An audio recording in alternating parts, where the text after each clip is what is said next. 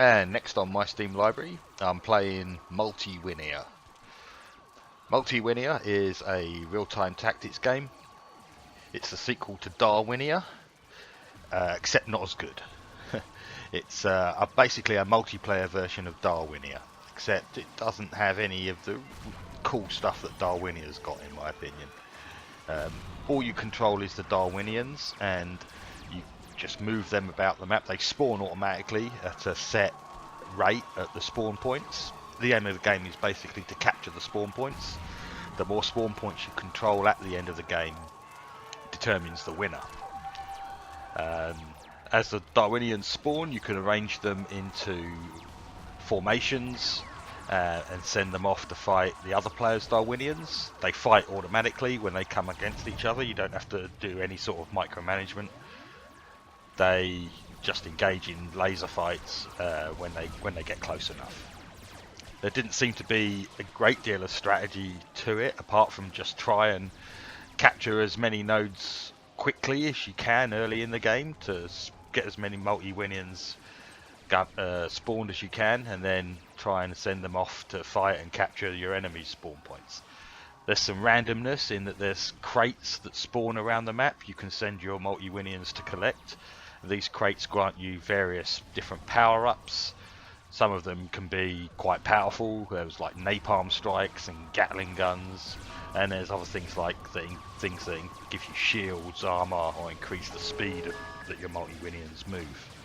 But that's all there is to it, really. It's basically a multiplayer game played against up to 4 players, or a player and 3 AIs. Didn't really have any of the single player gaming that Darwinia had.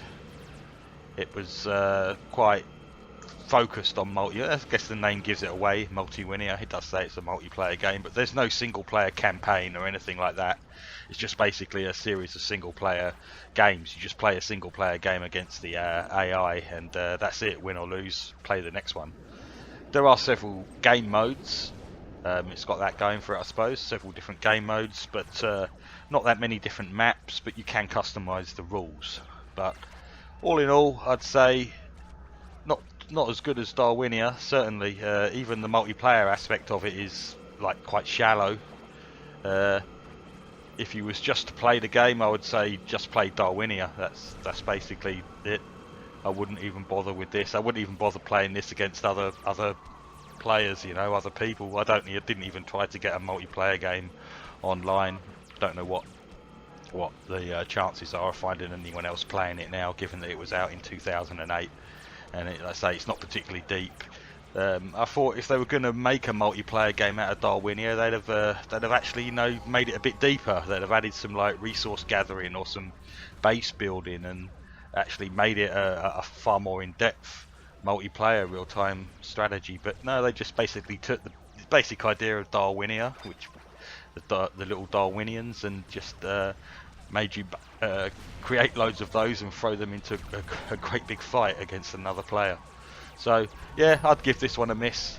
Just play Darwinia. That's far better for a single player experience, and as a multiplayer experience, which is obviously this is what it was aimed at. This doesn't really hit the spot for that either. So yeah, not really recommended.